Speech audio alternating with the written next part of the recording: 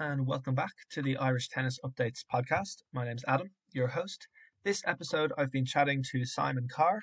Simon spent many years as the Irish number one on the tennis tour, and earlier this year, he decided to retire from professional tennis. During this chat, we talk about his last few years on tour, mainly since the COVID lockdowns. Talk about his injury struggles, his attempts to return to tour, what kept him in the game, including Davis Cup and Irish Open, and also his difficult decision to step away from tennis. I hope you enjoy this chat. I thought it was really interesting to hear about Simon's last few years in tennis. Hope you enjoy. Here we go. Here is Simon. So Simon, just a big thanks for coming back on for a chat. How are things with you? All good, man. All good. Can't complain. Trying to adjust to the new kind of lifestyle I've got going on. So Yeah, absolutely. So I guess it was May when you officially retired from pro tennis. So just how have the last couple of months now been for you? I know you've had a few different bits going on. yeah, they've been busy. I've been working a full-time job. I started a full-time job in Carr Golf, which is a golf management company, the leading golf management company in Ireland. Anyone who knows me knows I love my golf. And I suppose initially after I finished playing, I didn't really know what I wanted to do. I think a lot of tennis players face that when they initially step away from the sport. So I touched base with a few family friends and got in contact with a family friend who's quite well up in the company. I spoke to him. I decided it'd be a good idea for me to get involved in the business of golf. So that's what I'm up to at the moment. I'm doing a little bit of coaching on the side in the evenings and stuff with a few of the juniors, which I really enjoyed. So I definitely feel like I want to stay involved in some way, shape, or form, whatever that may be in tennis. I enjoy coaching. It's not something I will be doing full time. It's more a secondary thing for me at the moment, as I'm quite invested in the job. So yeah, I've been kind of flipping back and forth between those two things, and I've been enjoying being at home for an extended period of time, spending time with family, friends, and getting kind of settled into living in Ireland. Yeah, definitely. I guess that's something that you wouldn't have had a whole lot of for the last, 10 years or whatever of stable time at home. So that's definitely good. And yeah, it's good to hear that you're settling into a new kind of a new kind of world with outside of Mm. tennis as well. So just to look back, I guess so. We did have a chat for the podcast back kind of deep lockdown time. So was coming up just over 4 years ago now. So I know since then you've had you went back obviously to played more kind of professional tennis, had some time out. So I guess just maybe give a little bit of I guess first question on that is how those kind of weeks and months out for kind of imposed by COVID, how did that maybe change how you viewed tennis and professional tennis in your life? Yeah, it was a tricky one at the time. I remember getting back into it, and then the way that the ATP kind of did it was they initially closed things off for 3 months, and then they just kept extending it. So you're always on your toes. You're always, you were allowed to train within, I don't know, 10 miles. And I found a tennis court a couple of 100 meters down the road from my house, and you're training there for a few months. Obviously not at full throttle. And then the phased reopening of restrictions kind of made it difficult to set up and make a schedule for yourself. So you're always kind of staying on your toes without really being able to do anything substantial. Coming back in was the same. The tournaments in countries were very reluctant to put tournaments on because for example, I played a tournament in Tunisia. It was cancelled in the middle of my first round match. So I was a set all with someone. I went to the Jacks at the set break, and I'm in the hotel reception because it's the only way where the only place the toilets are, and there's players talking about flying home who had just won earlier on the day, and I'm asking them, what's going on. Yeah. Said, the tournament's cancelled, Yeah. and I've got to go back and play a set to decide my first round match. So I think countries were reluctant to put tournaments on, made it very difficult to plan, made any tournament that was on extremely strong because there was a limited amount of them, and that continued for a year and a half. the higher grade futures basically became challengers, and the lower level futures became, high level futures. So it definitely distorted things for a while. It was difficult to get results. Tournaments were very strong, difficult to get results, and you weren't getting very little from what you were doing. So it was a tricky time. Over time, stuff kind of phased out, and there was more tournaments being put on, and the world kind of opened up. So I suppose it acted quite in line with restrictions and everything like that, with national restrictions. So it was tricky. It was tough, but I mean, it was the same for everyone. And yeah, we got through it, didn't we?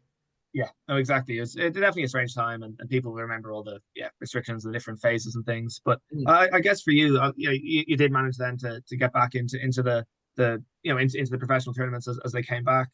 Did you feel that you had a different kind of outlook or a different kind of mindset about pro tennis, or did you feel like you're kind of just getting back to where you were before, and things were kind of going on? Yeah, no, it was funny. We played a lot of like exhibition events and stuff like that. In the meantime, I played a lot of kind of exhibition tournaments in France, which are a lot more relaxed. You got paid regardless of whether you won or lost, and they were nice to play. But I suppose once you started on the tour again, and you're chasing points, you're chasing tournaments, you're chasing rankings and stuff like that.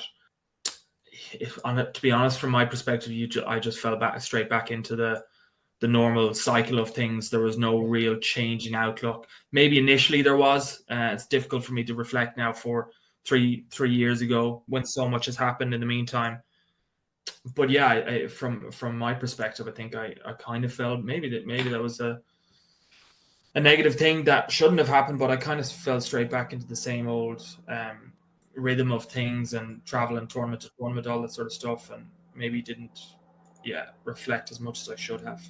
Oh yeah, interesting. And I know then obviously you did get back playing the tournaments, and I guess a couple of times over the last few years you did have some pretty serious injuries. So maybe just talk a little bit about kind of some of the injuries that kept you out for a few months and trying to get back to the game, and kind of I guess the struggles that would have had for you. Yeah, I definitely had my fair share. The worst one was probably when things were getting back to normal, 2021, end of summer 2021. I was training in London at the time and had a great setup there, and had just made think of I played a series of futures in Portugal, and I made quarters final of 25Ks and was in the quarters the next week in Belgium. I had some discomfort with my back for a few weeks. I had to pull out of a few events in the meantime. I was in the quarters in Belgium, and I actually finished a match. It was getting progressively worse, and my lower back in one match totally, I blew it out. I fractured it. I actually was able to finish the match, and I won the match. Don't ask me how. I was kind of hobbling around the place for the last set and a half, and had to withdraw, and that was me out for the best part of a year. Well, 9 months to a year, with a lower back fracture. I had to protect the ranking, and look, I don't like reflecting and saying what if, but I was definitely on an upward trajectory at the time. I'd been deep in 25Ks consistently for a month or 2 months, and in the middle of a really good run of form when I fractured my lower back, and really struggled after that to come back. I tore 2 hamstrings since then. I had I have hip impingements in both hips, FAI hip impingements in both hips. So I had to get multiple injections for my hips to kind of free it up. And anyone who knows about cortisone injections know they just kick the can down the road. They don't really solve the problem. So I probably would have, if I wanted to get rid of that full stop, I probably would have had to do surgery at some stage, which I ended up not doing. So there was a lot going on in my body, and I battled hard to try and get back. Yeah. Maybe they contributed to the burnout that I ended up experiencing towards the end of when I was about to stop playing. So, but who knows with these things? I definitely didn't have the rub of the luck with the body, but that's just another obstacle that professional athletes have to deal with. Yeah. So it definitely seemed like, even from following the results at the time, that you'd have a file out and kind of get back to kind of playing good stuff again, maybe a few good tournaments, and then kind of more time out. It Yeah. seems And like it was tough to. it takes time as well. Like you'll come back from an injury and you'll have 3, 4, 5, bad tournaments in a row, and you lose first round, second round. And it just takes time. It's just what you have to do. I mean, people are used to seeing Rafa come back from injuries and he's, making finals straight away, and that's not the reality for the rest of us. Yeah, So it's very difficult. It takes a lot of time and a lot of, I suppose, a lot of losses that you're not used to having. A lot of a lot of tough days, a lot of early exits and stuff like that to get back. no, definitely, and I guess you kind of mentioned there the burnout and I guess more of this kind of struggles mentally that would have been going on with you over that period. So I guess the Hmm. physical struggles that you mentioned there, and then how difficult that all is, and I guess that Hmm. I guess obviously It it led compounds, to the, yeah. and it Yeah. led to that obviously just the decision to retire there recently. So talk Yeah. a little bit about Yeah. that, about just how tough it was all mentally. Yeah, I guess coming back from injury is one thing, and just all the other factors that what you would have had going on. Yeah, like there were a number of points, and I hope people don't mind me speaking for others than myself, but I'm sure a lot of tennis players experience points where they're kind of thinking about stopping and aren't sure why they're doing it or whether they're doing it anymore. And those times just became more and more frequent. I suppose the longer, the closer it got to the end of when I stopped playing. Yeah, just a lot of, I suppose my stress levels and anxiety levels from traveling and playing alone for I suppose the guts of eight years had built up in me over time. I had a lot of anxiety associated with tennis, and that's tiring. It's really tiring being switched on mentally all the time, and it's a tough lifestyle too. That was a factor that didn't. A lot of what I had to do at the end was weigh up. What am I getting from this versus what I'm sacrificing for it. And I don't mean sacrifice from a sacrifice point of view. I was always happy to do it. I love doing it, and I wanted to do it. But it's just, am I getting the rewards, or have I been getting the rewards for a long period of time for what I've put in, and are they worth it? And I suppose the decision I had to come to at the end was that it wasn't. The toll it had been taken on me mentally and physically had kind of worn me down over time. And yeah, I a lot of thinking, a lot of conversations with my family, moments of reflection, and it took a long time to come to that decision, like really multiple, like year and a half to fully come to terms with it. Yeah. So I guess And yeah, yeah. sorry to butt in again, No, Adam. yeah, In tennis, if you're not fully in it, it's a waste of time, because it requires so much mental application. You need to be locked in every day. You need to be like fully invested, fully engaged every day. And if you're not, if you're having doubts, they'll creep in. And if you allow those to creep in more and more and more, I think it's only a slippery slope. yeah, definitely. To yeah, I don't know. So it's all downhill from there, I suppose. Yeah, no, definitely. I guess you mentioned that decision kind of, yeah, took a long time to make. Was there I guess one kind of factor that almost pushed you over the edge this year, or was it kind of just kind of a matter of time and you were kind of just coming to that Yeah, it decision? was probably a matter of time. I mean, initially before I stopped, I'd always loved playing Davis Cup. And I'd taken a break where I was just taking a break and then thinking about things and kind of stuff. But during those, I was always adamant I would come back and try play Davis Cup while I was on those breaks. And I put in training blocks for El Salvador, and I fractured a rib for El Salvador, so I couldn't play that one. And then I returned to my kind of break, and then Austria came up in February, and I did a training block for that and got into shape and went away and played a couple of futures. That one didn't go the way I wanted to either. So, and then after that, there was kind of a void where you can't be on a break forever. You need to make a decision here. So, was there one moment, I suppose, it built up over time. And I suppose this year it came to a stage where I was like, look, you can't do this forever. You need to make a decision one way or another. Yeah, and yeah, you mentioned Davis Cup there, and that's something I was interested to ask about. Over those last couple of years, you did get to play a couple of times. It's another maybe one or two times you were on the team and had to pull out for various reasons. But you mentioned Mm. the playing Davis Cup was a significant, I guess, reason for you to keep playing and keep kind of in good tennis shape. Would you say that was a big kind of factor for you keeping playing? Yeah, absolutely, absolutely. I remember 2021, I think it was. I was in another stage of my career where I was really doubting whether I wanted to keep playing or not. It was in the summer of 2021, a really bad run of results. Before the good run I was talking about with the Yeah, sure. injuries. Yeah. Before Cyprus, I don't know if you remember the Cyprus tie. Or sorry, it was in Cyprus. It was group ties. Oh yeah, yeah, yeah, It was group three. I was having a really bad run that summer and was really doubting it as well, whether I wanted to keep playing or not.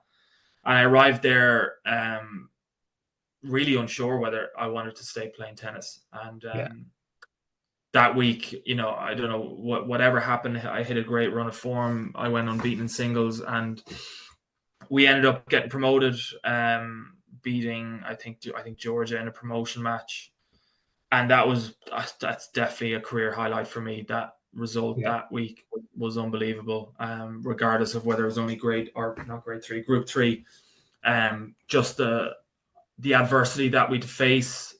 I on a personal level, I had to play singles because the first singles played second, so I had to play singles, and then 20 minutes later to play doubles after yeah, singles, and I had some tough matches, and I played singles and doubles throughout the whole week, and to get a result there with the team was an unbelievable effort from all of us, yeah, and it really gave me a huge amount of personal satisfaction.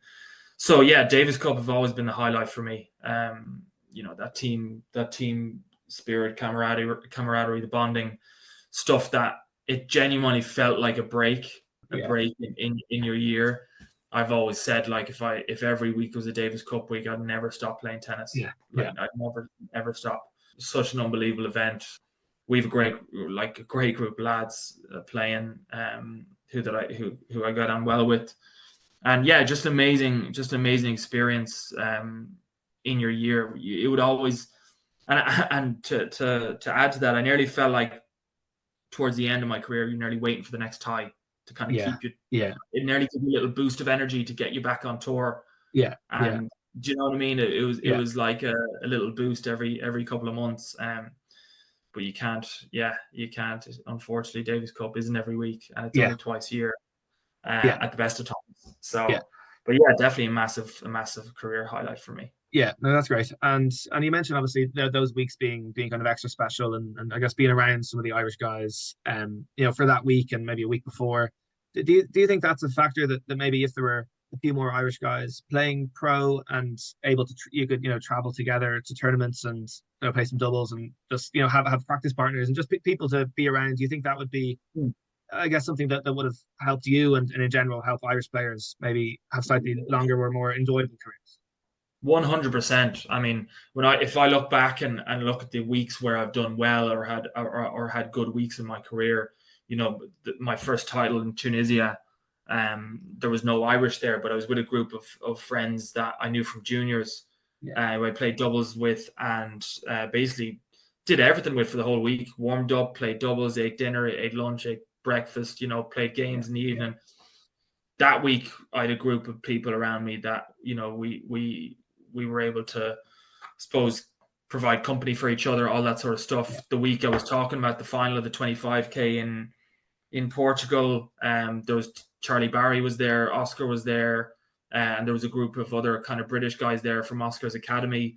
yeah, Uganda, where I made final and two semis in a row. Julian Bradley was there, Ryan Starry, who's a good friend of mine, who I played doubles with. The weeks that I've done well, Irish Open, everyone, your whole family's around. The weeks I've always done well have been weeks that, there's people around you can chat to in evenings, and it nearly takes your mind away from the tennis part, because once you're only thinking about that, you're getting up, even on your off days, you're doing practice in the morning, you're going back, you're thinking about tennis, you're going back to practice in the evening. It's so monotonous and it's so constant that you need to be taken away from that. yeah, And I suppose the weeks that I have had people around and there are people there, um, they're the most enjoyable weeks for yeah, sure. And to answer your question bluntly, yes, absolutely. If there were 4 or 5 Irish guys there that got along, could help out with hits, doubles, and you're kind of in the trenches together. You're all doing the same thing. Yeah. That would really help. I think that would really help any of the Irish players coming up Yeah. or playing at the moment. Definitely, and I guess even then you mentioned about having being in groups of guys, yeah, and it not just being Irish guys. It's maybe some guys you would have known from juniors, or you would have known Mm. for however you knew them, but that still would have been a big help. Do you think that's something that maybe you could have done more, or would do more, or just some weeks it'll happen, some things it won't, and it kind of, but it definitely gives you a boost. Yeah, I mean, I think it kind of happens naturally once you try to like force kind of Yeah, relationships and friendships and stuff. Look, I mean, like we're all in the same boat, right? So yeah, everyone's out there, unless there's a young fella coming up on his own or with his coach, and his parents are there, and he's got a lot of funding or something. They're in a different boat, but predominantly everyone playing futures and yeah, lower level challenges is in the same boat. They're all there on their own, yeah, and they all want to help each other out. Now, there's weeks where you just bond with some players better, and you yeah, have stronger connections with some players than others. So it's not something you can really force. I correct. feel some other players are happy to keep to themselves, Yeah, do their own thing, and that's fine. But I would say the majority would prefer to have a company and stuff, and usually turn to competitors and other players that they know for years, yeah. want to help out with that sort of thing. Yeah. And yeah, just to go back maybe briefly to Davis Cup. Obviously there was the tie earlier this year in Limerick, which was exciting, being the first tie back in Ireland. And as you mentioned, you had played a couple of futures before that. I know you won one in doubles, which was kind of a good result, and maybe you would have Hmm. been feeling confident, maybe in particularly doubles wise, ahead of the tie. And I know you obviously didn't end up playing in that tie. So how was those couple of weeks for you? Were you hoping to play, maybe expecting to play? What was kind of the journey for those couple of weeks? Yeah, so it was a yeah, it was a funny period because obviously I'd made the commitment. I'd made the commitment to play the couple of events beforehand. I hadn't played. I can't remember when my last event was. I think it was March Yeah, 2023. And hadn't been sorry. I played a few league matches in Germany during the summer, but yeah, I hadn't played a huge amount, and I made the commitment.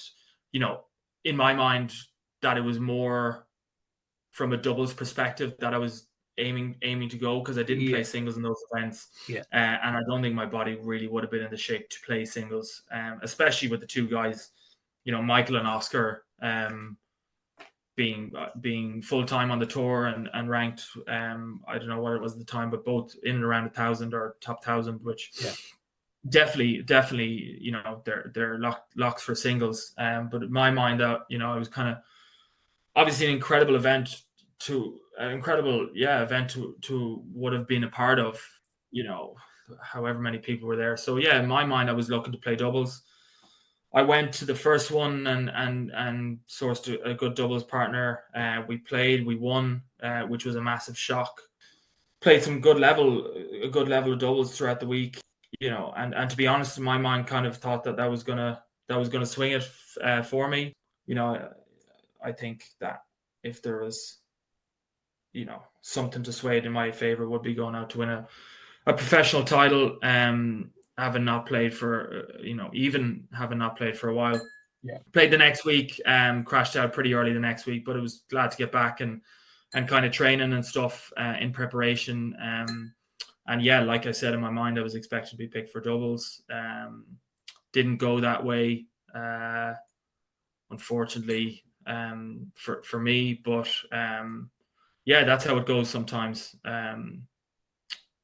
Yeah, I would have really enjoyed to yeah, be a part of the doubles tie and play in the tie, but that's not how it went. Yeah, so it was a tough week, from my perspective. It was a tough yeah, week. Tough to be used to playing, and from my perspective, used to being the number one singles, and then usually playing doubles as well. I always play singles yeah, and doubles in I suppose, my last 4 or 5 years of playing Davis Cup. I always had a solid Davis Cup record, I feel, and felt that I should have been picked. But look, it's not my decision. That's how it goes sometimes. yeah, yeah. No, that all makes sense. And I suppose after after that week, and you mentioned the kind of Davis Cup being something that really kept you around and playing.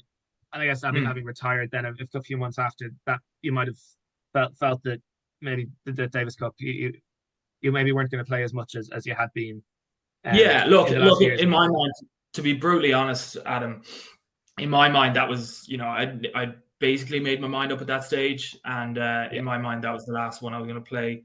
And that's why I made such a big effort to go and play, and I was training for a couple of months beforehand.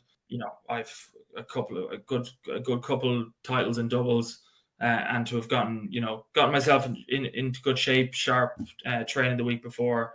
And that was my mind. It was the last one that I was going to be playing. It would have been an incredible way to cap it off in front of, I don't know, 1,000 people or however many was there, against a top 20 doubles team. But yeah, like I said, that's not how it went. But yeah, look, it is what it is. Yes. So now obviously, you've kind of hung up the rackets, I guess, with Davis Cup coming up later this year, Irish Open in particular coming up in the next few weeks. Do you think is this kind of the time you might feel a little bit of maybe FOMO, or when you wish you're still out there, or do you think that you're kind of pretty solid in your like Irish Open hasn't been on in a couple of years. I always loved it. It was always an unreal week, similar to Davis Cup weeks, to be honest. You're around people all the time. I don't know what setup Carrick Mines will have this year with regard to stands and stuff, but they always had a great stand up there on court one, and we always played on court one as the Irish players. So it felt like, it was one of those few weeks of the year where you felt like a professional tennis player instead of being out in Morocco on court, 15 with, a fella and his dog watching. But yeah, it's an unbelievable event. Tennis Ireland, to their credit, always really pull out all the stops for the Irish Open. I'm not sure. It's a 15K this year, is it? Or 25? 15, yeah, 15. 15. Yeah, I'm sure I'll definitely go and have a look. I'm sure a couple of lads from the tour I know will be playing. It'll be cool to see some faces I haven't seen in a while. And hopefully some of the Irish contingent. It's mixed as well, isn't it? Yeah, it's both. Yeah. So some of the Irish guys and girls get a good run and use the home advantage, because that's something I always felt was great. It was, again, like I said, it's like a break in the year, and I'm sure if I get down there and see players winning and stuff like that, it'll be like, a little bit but it, again, like, I made the decision not to be playing, and it is, you got to deal with the consequences of what you decide, Yeah, no, definitely. No, it's as you say, definitely it's good to see it back. It's been 5 years now since before COVID that it's been on. Is it 5 years? Long time. Yeah. Again, time is all a bit weird the last few years, but it hasn't happened since before COVID. Crazy. So it's good to have it, and I'd say Tennis Ireland might have been encouraged by the kind of the Davis Cup tie and how much demand there was for tickets. That's selling out so quick. I think that. Well, I know tickets are on sale at the moment. I think that's a great idea. I mean, you need to try to use these events to create a buzz and create an event out of it. They don't come along very often. There's very few in a year, so I think it's the right thing to do. Absolutely, yeah. So anyone listening who hasn't got tickets yet and is around during the week, definitely should check them out and come along. Myself and Adam are getting commission. We'll be here. I know. We better. No, I'll be there anyway. Should be a good week, and hopefully get some good crowds and stuff. Yeah, definitely. Yeah, 100%. A couple of final kind of questions, Simon. I guess looking back at your career now, if there was one thing within your control that you might do differently, and if there's one thing out of your control that you wish was different within tennis, well, what might be something within and without of your control that you might look at being different? That's a tough one. Within my control, I've always said that I suppose one of the main things we all have control over is how hard you try and your work ethic. And I always tried as hard as I could, maybe to a point that I tried too hard. And there is a balance there with tennis. If there was something that I learned maybe now is that was in my control, was to not, it's a funny thing to say, but to not try as hard all the time. I'd like to teach myself to have taught myself to be able to maybe relax more, take your time, take your head away from tennis. You're allowed to I was very regimented that I have to do this. I have to do 2 hours in the morning, 2 hours in the afternoon, an hour at gym in the evening. Yeah. It's okay to only hit half an hour the day before a match. Yeah. That is okay. You don't have to do baskets for 3 hours before a match, because like that's nearly just an insecurity, because Yeah. Yeah. you're trying to get something, one last thing in, so you feel good before you play. And it's just like, no, you're not gaining anything. All you're doing is being, you're grinding yourself in the ground. You're making yourself tired, and you're going to be flat tomorrow for the match. Yeah. Yeah. So definitely, if I could find a balance between trying crazy, crazy hard, and I come from a family of sports people, so Yeah.